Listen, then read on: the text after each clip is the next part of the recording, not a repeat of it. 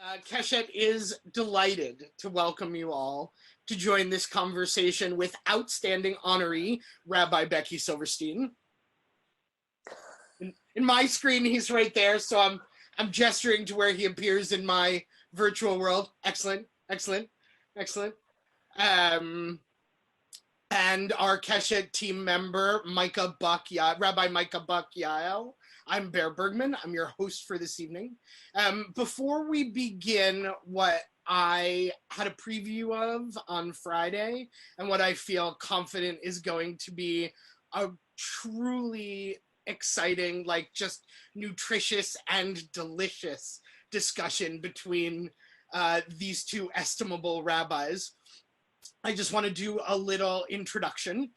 This conversation will be recorded. However, since we're using the webinar feature of Zoom, your personal video will never appear. So if you're eating chocolate chip cookies in your gym shorts, you are safe from the possibility of being recorded. And frankly, I will be joining you in 45 minutes.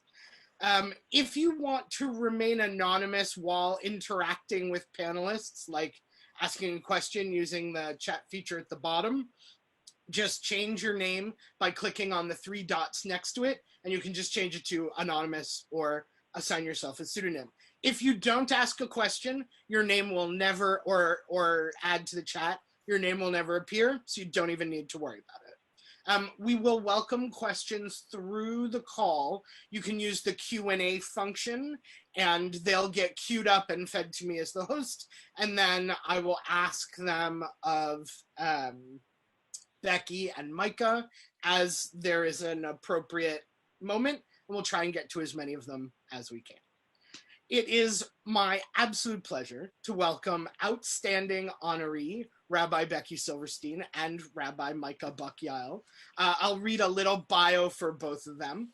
Rabbi Becky is well known for teaching from a place of personal experience and truth, and making the vocabulary of gender and sexuality accessible. After ordination, Rabbi Becky served at Pasadena Jewish Temple and Center, where he was the first out transgender rabbi to ever be hired by a conservative synagogue.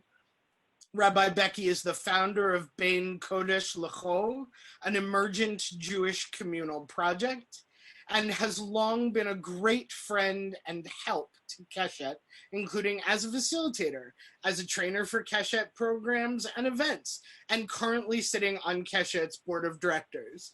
And I'm just going to go off script for 1 second and say, and also very, very often seen taking time that he may or may not have with people who are having an important personal moment that they need counsel about. Sometimes I go to large events with Rabbi Becky and I'm, walking around doing the thing, and at least 3 times a day I see him sort of in just far enough away from all the other people to clearly give the signal, please do not approach, talking with someone who is clearly experiencing a great relief because they are able to talk to him. I also want to introduce Rabbi Micah Buck-Yael, who's the Director of Education and Training at Keshet and a passionate advocate for LGBTQ justice. Prior to joining Keshet last year, Rabbi Micah was with Jewish Family and Children's Services of St. Louis, where he provided personalized support, connection, and meaningful programming for individuals throughout the St. Louis community. I'm not going to talk anymore. Instead, I'm going to turn the moment over to Becky to welcome everyone and share some of his relationship to Torah. Great. Thanks, Bear. Thank you for that introduction. Before I begin, I want to say thank you to Keshet for this recognition. And thank you to Bear and Micah for joining me in this conversation. I feel like it's a rare opportunity to be with 2 fantastic colleagues and get to chat Torah. So thank you for that. Before we dive in to talking Torah, I want to just spend a moment sharing a little bit about what it means to be recognized with Keshet. And I've had a hard time articulating exactly what it would feel like. And certainly being on a webinar feels different than being all dressed up in a fancy suit on a stage. But talking Torah, it also feels different. And so I'm grateful for that opportunity. I think in part what it feels like, or what it feels meaningful, is the recognition of my personal role in creating Jewish space that embraces trans lives. And that's supportive of LGBTQIA teens and adults, really folks of all ages. It feels like an affirmation of my general approach to the world and the Jewish community, which is trying to lead with compassion and deep listening and honest curiosity to engage with folks wherever they are in their journey of life, and certainly wherever they are in their journey of understanding LGBTQ experience and creating a world that's more just. It also feels like a recognition of the people who I follow. People like my rabbi, one of my rabbis growing up, Rabbi Karen Bender, who was one of the first out lesbian rabbis, and a recognition of my students, some of whom are applying to rabbinical school now or in Jewish leadership in other ways, and work at Keshet or on the Keshet board. And I think the last thing I'll say is that it feels like a recognition of the folks who have supported me along the way. My family of origin, my chosen family, and in particular, the group of people who support me every day. And so, right, in particular, my spouse, Naomi, my friends, Joe and Jordan, who are the folks who really every day allow me to stay present in this world as a trans person and a rabbi. And of course, to my little one, Edie, who is 5 months old and doesn't understand the ways in which she allows me to be present in this world, but is such a huge part of who I am now. So in a minute, we're gonna jump into some Torah learning. And one of the practices I've learned for learning Torah from my teachers at Sfara is the practice of dedicating our time together. Maybe 2 years ago, maybe 3, Rena Newman published an article in Jewish Currents about studying Torah while the world is on fire. And in it, she quotes Aryeh Bernstein, Rabbi Aryeh Bernstein, as saying, I studied Torah seriously during this time, right? What it means to be attentive to a world outside of us that needs our attention by studying Torah is to study Torah when you're studying Torah, to focus and be present in that act. And I find dedicating my learning to be one way to be present in that. And also one way to bring the outside world into my learning, and one way to bring any of the amazing and delicious healing energy of Torah that the 3 of us are going to generate back out into the world. So tonight I want to dedicate our learning to 2 sets of people, lahadil, separation between them. The first is to the survivors of the Holocaust and those who fought in World War II. We're going to enter Yom HaShoah liturgically as the sun sets. And so I hope that our learning today can be an honor to their memory and an honor to the lives of those who are still with us. And the second group that I want to dedicate our learning to is our Jacob LeMay, who we spoke with last week, and all of the queer and trans folks who I've had the privilege of learning Torah with, in the hopes that their voices and their life experiences become a part of our tradition and are recognized for what they are, which is deep wells of Torah and catalysts for keeping our tradition alive and growing. Good. I'm going to breathe now for a second and just ask, maybe before I share a little bit more about Torah, Micah, do you want to dedicate our learning to anyone this evening? I do. Something that is sitting with me, and I'm not sure why in these past couple of weeks, is thinking of the people who first showed me by example that it was possible to be, and generationally the other way, the young folks who are creating a world that continues to expand in the possible ways of being and thriving. Great. Thanks, Micah. So why talk Torah about Torah, which is what we're going to do. We're going to talk some Torah that talks about Torah. And in part, because of where we are in our liturgical calendar, We are coming out of Egypt, or have come out of Egypt in between Passover and Shavuot, and are, at least if you're me, anxiously awaiting the revelation of Torah and Mount Sinai that will happen in a few weeks. So we're in a moment of cultivating Torah and cultivating ourselves to receive whatever it is that's revealed. The second is because I love Torah. Many people who know me as a rabbi know me as a trans rabbi. Many of my students know that if they come to me, probably the first question I'll ask them is whether or not they've had enough water to drink. And then the third thing on that list is that I love Torah, and I love to tell people that. And so the opportunity to talk about it just makes my night. It is also the thing that I discovered in rabbinical school, which is sort of a funny thing to say, right? Isn't Torah what drew me to rabbinical school? Right? What drew me to rabbinical school was a desire to learn for myself and to connect with other people. But I didn't understand the depth of Torah until I spent 6 years studying it. I didn't understand the depth of it, and I certainly didn't understand the breadth of it.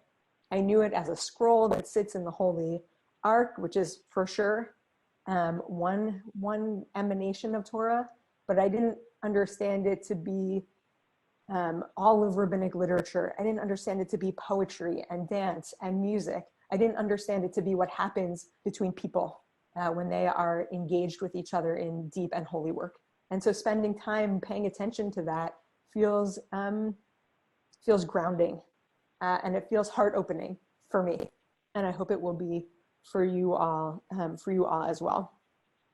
Micah, I don't know if you want to add anything about your feelings about Torah. I know you also to be a lover of Torah, but beyond that, before we open to some text here. Yeah. I don't think I could possibly say it more beautifully and poetically than you did, but that you're very kind. For me, it is true. Torah for me is sort of this language for making sense of the world, and this language for creating space and frameworks for relationships and connections between people. And I think that is specifically why we need to be learning it, teaching it, growing in it. Mm-hmm. Or doing it, which is maybe a foreshadowing, maybe a foreshadowing of where we're going to go. Who knows? Bear, do we have your go ahead to jump in, or you want to slow us down at all? Let me assure you that I'm not in charge of this situation. I do want to make sure, though, yes, absolutely, but also I want to make sure that people know that there is a source sheet for the Torah discussion that is to come.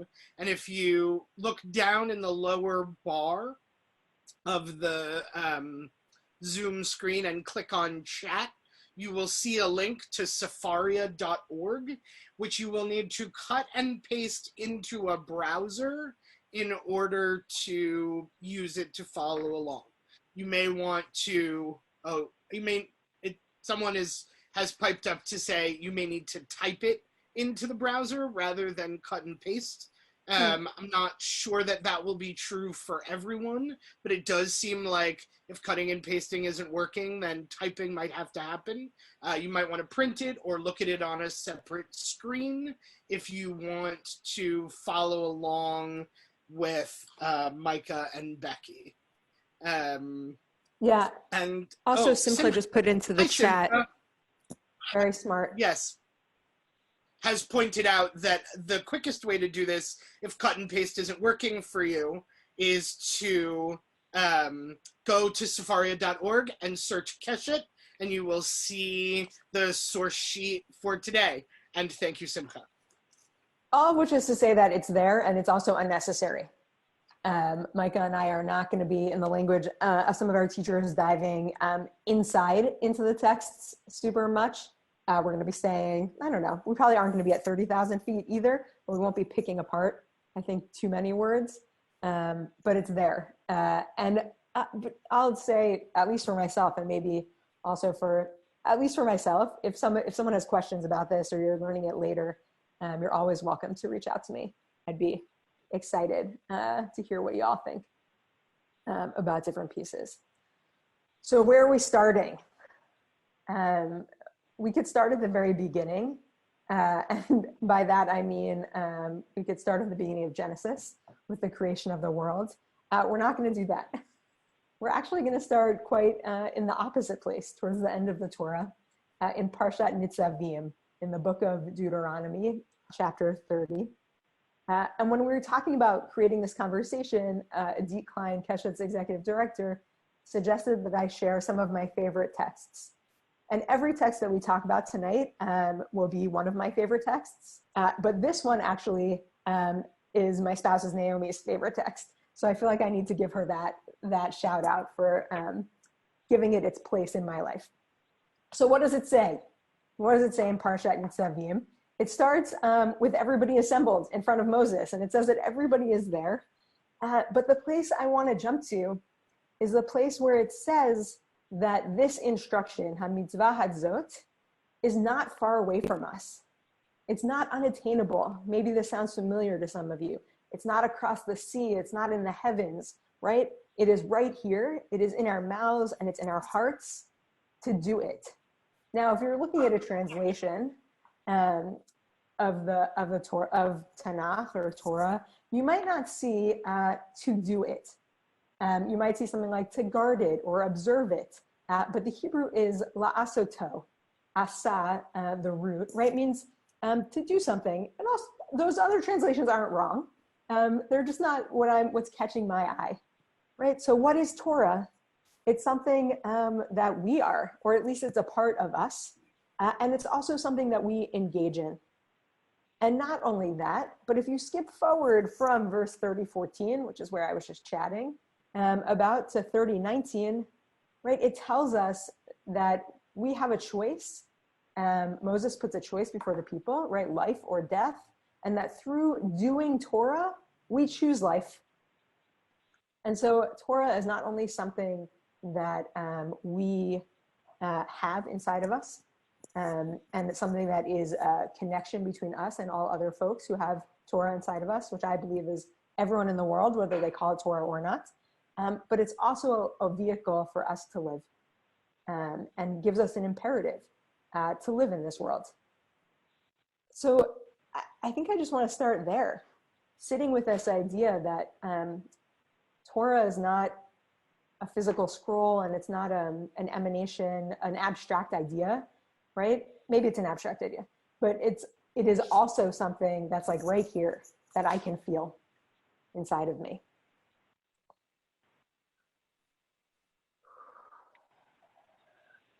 So great, to do it. I want to share also that what I think to la'asoto, to do it, is sticking out in my head because of a text that Micah and I didn't prepare, which is a text from Pirkei Avot that says, Torah is so great. Read it. This is Pirkei Avot, chapter 6, Mishnah 7. Gedola Torah shehi notenet chayim le'oseha be'olam hazeh u'be'olam haba. Torah is so great that she gives life to those who do her, those who engage with her in this world and in the world to come. That this doing piece is intrinsic not only to how we function in the world, but actually also into creating the greatness of Torah. I'm curious how this is landing with you, Micah. If this feels too touchy-feely, or if it's resonating with you, or if you're like, I actually really like Torah as a book. So this is also one of my absolute favorite texts, and something that just sort of clicked for me as you were speaking was, you know, the other meaning of that verb la'asot, to do, is to make. Mm-hmm. And there's this sort of this tension between, you know, you have no excuse for saying who's going to go up to heaven and bring it to me, and who's going to go across the sea and bring it to where I am. It's, you know, it's in my heart, it's in my mouth. And la'asoto, right, to do it, to observe it, but also to be creative as we're engaging with it. Mm-hmm. Yeah, right, to make it. I love that because I think it also implies in some way that each of us has some Torah that we're going to make, some Torah that we're going to bring into the world, right? And I feel like at least at Hebrew College and rabbinical school, right, we would joke about what each person's Torah was, right? That every rabbi has like one sermon that they give and they just garb it in different sources. And right, we would joke about that in some way. And right, and so like, what is the Torah that I'm making or that you're making? And I think to some extent, this idea that we each have Torah to bring into the world is at the heart of what it means to create a world that is embracing of queer and trans folks, right? Which is to create a world that sees the Torah, the unique Torah, that queer and trans folks and our life experiences and our view of the world, as varied as they are, bring into the communal body of Torah, and to create a community where that Torah is integrated, right? Isn't held to the side, or isn't in some way looked at askew, right? But is really brought in and say, oh, right, and brought into conversation with the Torah of everybody else. I should say that goes, right, maybe I'll just say this once, well, I'll probably say it over and over again. But when I talk about the experiences of queer and trans folks, right, and creating communities that bring our Torah in, I also want to lift up the other experiences of Torah that we need to bring in, right? So experiences of Jews of color, experiences of Jews by choice, and all of these categories are different, right? Experiences of Jews with disabilities, experiences of Jewish women, right, whose voices have been brought to bear less than the men who created the canon of Torah. And so to make it, right, to do Torah, to make Torah is an imperative upon each of us. It helps us stay alive. And also it helps build our tradition, which is kind of incredible. There's a question here that feels like it offers both of you an opportunity to sort of build on, Becky, what you just said, and really reflects something that I was thinking too. So as you were talking, a question that I was thinking about was, what about people who feel like, I want to have Torah, but I don't know where to go? We talk about community, like, how do I enter it? Do I stand a certain place? Do I wear a certain thing with a carnation in my buttonhole at 7:00, right? And then there's another question from someone who's watching who says that they're curious about a time when doing Torah or making Torah felt particularly challenging for you. And this person says, I'm feeling that the best life is the generous Torah, but it doesn't feel easy to hold that generosity all the time, and that this person doesn't see it all the time.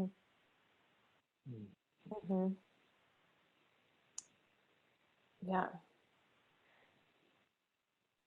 So to maybe take that apart into a couple bite-sized questions, I think one might be, how or where does a person who desires to do Torah begin? And when might be a time when either of you felt like you were really challenged to do Torah or to make Torah, and what did you do in that moment? Yeah, great. I think the thing of starting with the first question, right, about how we start, I think we start by saying, okay, right, this is a thing that I'm capable of.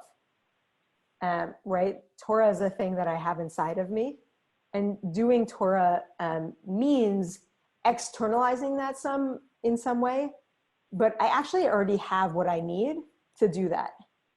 Now, that doesn't mean that I have what I need to translate the book of Genesis. It doesn't mean I have what I need necessarily to open up a page of Talmud and read it and decipher it and understand what it means for me and our tradition. But to do Torah, we have what we need, which is who we are in the world, and our story. And so I think at the very basic, as unsatisfying as this might sound, sharing who we are with the world, I think is the first place to start with Torah, and offering that generously to people, that connection.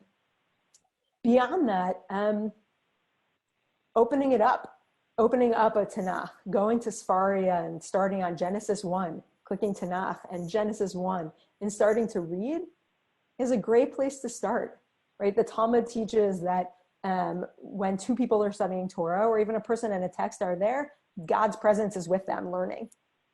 And so that's what we've got. That's what you need. Right? There are so many programs to jump into learning Torah in our world too. And we could go down a Tachlis road that I'm going to put a sticky in, but happy to hear from folks after this to sort of chat about what might be a good fit. But I think that's it. The question about what it means to engage with Torah and struggling with it is a good one. And I feel like I find myself often struggling to produce Torah and to bring Torah into the world. And there are two things that I rely on in that moment. The first is Torah itself, knowing that there's a text, there's a body of text that I can go back to and engage with. And as soon as I'm reading Torah of any kind, and for me to go back to engage in the Torah, with the Torah, I need to go back to like the Torah in its most limited sense. I go back to Genesis, Exodus, Leviticus, Numbers, and Deuteronomy as a starting point, or the Mishnah, or some Midrash, but like not Jewish poetry or Jewish feminist thought, right? Back to the basics. And the second is a consistency of practice, which means for me in this moment, studying Mishnah every day. It means for me in this moment, making sure that I study Torah, that I'm studying the weekly Torah portion, which is, as a rabbi, a little embarrassing to admit that I wasn't always doing and haven't always been doing since I was ordained. But it's something I'm always doing now. Maybe I'll add a third thing, which is my particular sermon tick, giving a number and doing more, which is remembering that I don't have to produce anything, that Torah isn't capitalism, that I can show up with who I am and what I've learned and what I'm reading and what I'm listening to and how many diapers I've changed over the night and be in honest conversation with someone. And that will bring forth some Torah. Micah, I'd be curious to hear your answer to that question around struggling to study Torah. And then I want to introduce another text, which speaks to where do we start? Yeah. So I think I find myself standing in the place of what I think is the most productive tension with Torah, which is that, on the one hand, it is a document and a sort of communal conversation over centuries that is meant to help us make sense of the world and actually to push us a little bit, right? To push us to think about things in a new way, to push us to think about the needs of people beyond ourselves, to think about ways of engaging with the world that might be difficult. And that's sort of on the one side, that's the tension that pulls at me. And on the other side, there is the tension of, I truly believe that Torah is a text that demands that we read it with our lived experience and with our wisdom in order to cause it to grow, in order to cause its meaning to shift and evolve for the people and the world that it is currently addressing, right? That a book that is written at one moment in time and studied in exactly the same way at all moments in time is not going to be an eternally relevant book. And so sort of sitting in that place of tension of, I need to make demands of the tradition and the tradition needs to make demands of me, that's for me where the magic of Torah happens. Mm-hmm. So the text I want to bring in is actually one of my favorites, which is a piece from the Gemara, a piece from the Talmud in Menachot, which is one of the first pieces of Talmud that I ever learned, which is why I think it's probably one of my favorites for that reason, which is Moses, right, goes up to Mount Sinai and sees God tying crowns to the letters of Torah. And he says to God, what is delaying you, right? Seemingly to imply, why are you tying all of these crowns to these letters? And if we were in a classroom, or somewhere in a synagogue, I would open a Torah scroll, right, and show you the little crowns that are written in on the letters, right? And God says, listen, Moses, right, in generations, there will be one person who will derive piles and piles of halachot based on these crowns, who based on these lines, these little details, will enrich and enlarge our tradition. And we'll use this as a foundation to make Torah, to do their Torah. And Moses is like, show me. Right? Moses has this thing with God. Show me your presence, and show me this person. And all of a sudden, Moses is in Rabbi Akiva's Beit Midrash. And he has no idea what's being taught. Imagine that, being Moses and not recognizing what's being taught in a Beit Midrash, a place where Torah is studied, until, right, and there's a whole, Moses becomes weak until he hears Rabbi Akiva say the magic words, right? The teacher says, Rabbi, where did you learn this? And Akiva says back, it's Torah from Moses at Mount Sinai. And all of a sudden, Moses is good again, right? Those are the reviving smelling salts, those words.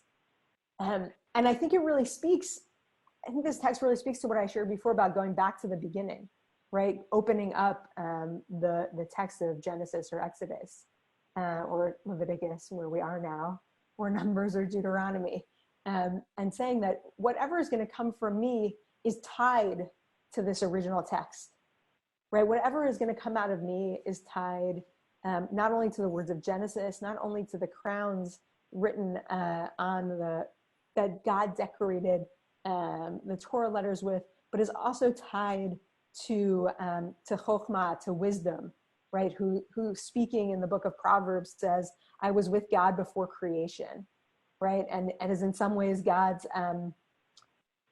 chavruta, God's partner in creation and God's partner in bringing Torah into the world, but also at the same time, the first emanation of Torah. So whatever it is that comes out of us is tied to that, and can be tied to that lineage, that Torah lineage, as it were. I sort of love this idea that God and Moses had a little shtick going on, you know? And it feels sort of humanizing in a way, like, you know, I can think of a lot of people with whom I have a bit. Like, we have it with our partners, with our friends, we have our inside jokes, you know? Everybody's got things like that. And it makes it feel sort of like accessible, I think, in a way, to imagine that all the way back as far as Moses, like, there was a little bit of shtick going on between the two of them. Right. And makes me wonder a little bit, like, for people who feel hesitant to start studying or to dive in or to participate, like, where to look for how to begin that conversation that turns into a relationship, that turns into, you know, an ongoing bit, right? Like, not to be too borscht belt about it, though that is my literal lineage, but, like, you know, there are a couple of questions have come in from people saying, like, what do you mean people have Torah in them? How do we come to it? And it makes me think, like, it's a conversation. How do people start this conversation? Mm-hmm. Right. Because it's always been personal, right? It was never this disembodied book that contained everything without a human being to struggle with it. Like, from Moses and from before Moses, it was always personal. Mm-hmm. Mm-hmm. My spouse would say, and for those of you who are maybe in recovery or for whom alcohol isn't the best metaphor, I apologize. My spouse would say, have just enough bourbon that you lean over and touch someone's tattoo at Shabbos dinner, which is how she and I met, right? But, like, what is the thing you need, right? Maybe you need to go to the ocean to open yourself up. Maybe you need to be with other people. Maybe you need to be by yourself. Maybe you need to have music playing, right? Like, set the stage for you and then try something. There's a risk here, right? Making Torah is risky. Doing Torah is risky because it requires a vulnerability, right? To let some part of yourself out into the world requires vulnerability and trusting that someone will receive it, right? That is in part what is so so hard sometimes about being a queer or trans person, right, in community and or in a world where that is so that is so cisnormative, right, or heteronormative, that you show yourself to the world, right? You say my pronouns are they or them, and someone's like, those aren't real, right? They shoot down that piece of you that you're trying to reveal. So do what you need to do to set a stage to open yourself up, and then try something. You know, people are, Rabbi, where do I start with Judaism, right? And if all of Judaism, let's say all of Judaism is Torah for a moment, right? Like, try Shabbos, try saying the Shema in the morning, try reading a little bit of Torah at a time, right? Set yourself up for success, right? Torah could be the same as so many other things in the world in this way, right? Like, if you're going to start, I have just started davening again. I've just started praying again, the morning service, since my kiddo was born. This apparently is Rabbi Becky shares with you all of the ways in which he's lapsed in his observance of Judaism since becoming a dad. But I just started again. And one of the things that I'm being mindful of is actually not setting myself up to daven every word, to pray every word of the liturgy every morning. Because there's no way I can do that every morning. And some mornings I can. So what are the ways you can set yourself up for success? But the other thing is, like, who are you going to do it with? And if I know that that's a hard question for people sometimes, right? Finding that community. And maybe it's enough to know that that the Shekhinah, that the presence of God is always with you when you open yourself up to your own Torah. Maybe it's not, in which case call a friend and say, I want to try this thing. Will you try it with me? That's how we stay alive, by trying new things. That's how Judaism stays alive, by other people, by all of us trying new things. Yeah, I'm going to pause there. Well, I think it's a good place to pause because it really reminds me of the ways that Judaism and Jews in particular, you know, rely so much on our personal networks, like for learning, for growth, for coming together when, you know, electronically or in real time, but like we need other people. And it makes me think a lot about the ways that queer and trans people, because most of us are not born into our culture, like one of the first things we do is we start a very similar process of seeking, right? We're like looking for who to do it with, and we're looking for how to learn it. So if you've ever come out as queer or trans, then you already have the skill to also begin to find your way into Torah, right? You just, you know, you trust that you know your own heart, and you start looking for your network. Is that a fair framing? I think so. Yeah. I think so. I mean, and also not to put too fine a point on it, but Micah's literally paid to be in touch with people. I mean, so am I as a rabbi, but like, right, like our literal jobs are to be in touch with you and to learn Torah and to say like, I, you know, I'm happy to spend 15 minutes chatting with you about what Torah could look like in your life. And what, right, there are 85 Nothing people would make me happier. Right, I would happily make 15 minutes for each and every one of you, right, to talk about what Torah looks like, and then to set a time 6 months out to ask how it's going. So there, now you all have a chavruta built in. The other thing I want to bring in is a piece that Micah and I had the opportunity to study together last year. We were studying Talmud together as part of a Svara teaching Kollel program. So not to well, whatever, we're all friends, right? All the queer Jews are friends. But if you're like literally looking for a place to start learning Torah and you're a queer Jew, svara.org 1:30, come learn Mishnah with us every day. It's there. You can find me there. Sometimes you can find my baby on the screen too. But so we learned this text from Kiddushin, another text from the Talmud, about obligation, and about the obligation for children to honor their parents and for students to honor their teacher. And we get two different opinions about whether or not that honor can be given up. And the first opinion says, a parent can give up their honor, but a teacher can't. And the second opinion says, says, what do you mean? A teacher can give up their honor? And what ensues, not in the text of the Talmud, but in the text of the Rashi, one of the earliest commentators on Torah and Talmud, is this question about who owns Torah, or who does Torah belong to? And right, Micah, this text occurred to me, I don't know how many minutes ago, when you were talking about this process of engaging with it, right? And really digging into it, because that's exactly what Rashi says, right? Which is that for Torah to become Torah is God's, and it can become ours through the process of making it, through the process of learning it, through the process of struggling with it and grinding it, and not remembering all of those juicy words as well as I want to be. Well, I'd forgotten about grinding it. That was a particularly great image. Right. Which also, right, like maybe, right, I'm like, set yourself up for success. And also someone already, right, Baruch Shekavata, blessed is the one who anticipated this moment, that sometimes it's difficult. Sometimes it feels like grinding, right? I mean, whether you're studying what Heschel called the harsh passages, which are passages that evoke violence, or whether you're studying verses that seem to undermine who you are in the world, there are parts of learning Torah that feel like what I imagine. I admit, is that true? I've never seen millstones work. That isn't true.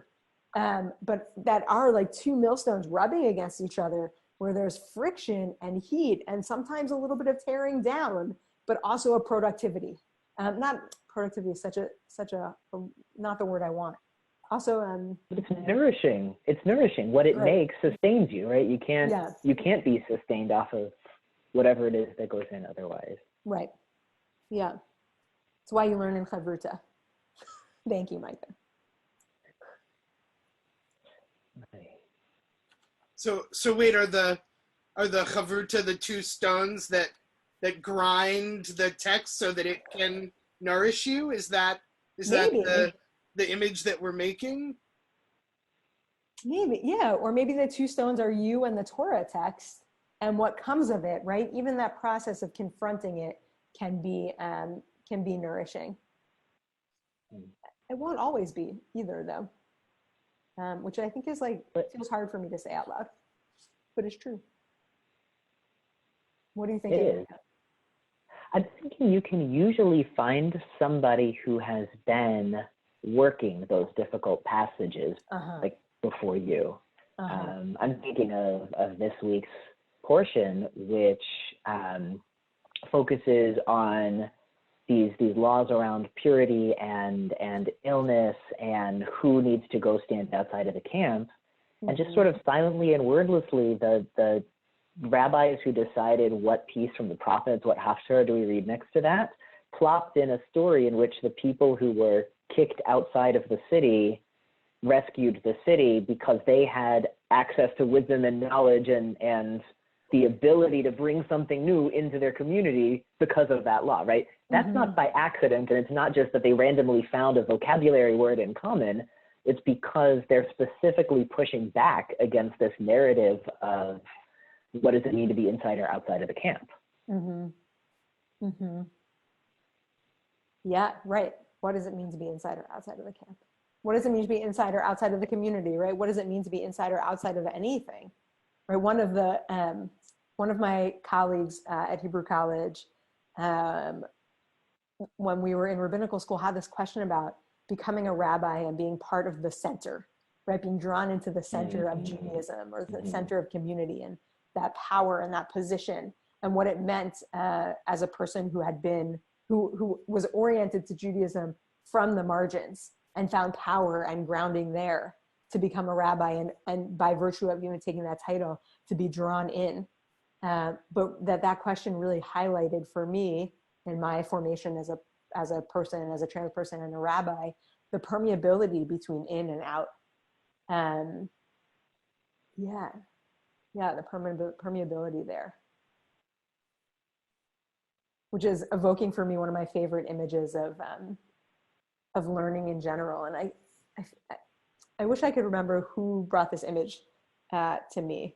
I want to say it was my teacher, Rabbi Art Green. I'm gonna put that out there as a possibility, just in case it was him. Of cycles of the year lining up. And when you observe Shabbat, right, you're in this moment that opens up a connection to all of the Shabbats that have happened in the past and all of the Shabbats happening across time. And so that there's a well of Kedusha, of holiness, that can come up through that portal, from that history up. And I think studying Torah can be that way too, right? And so, Micah, what you said about, you can always find someone who's confronted those passages, right? Is right, like when I open Deuteronomy and I read passages like, a man shall not wear women's clothing, it's an abomination, right? Or in particular, right, I'm opening up a portal of queer and trans folks and gender nonconforming folks and smart feminist radical folks who have read that line for centuries. And I have their shoulders to stand on. And I can access those texts because I'm a rabbi and have those skills. But there are other ways to access them as well. I'm curious if there are other questions that folks have, since our time is dwindling. I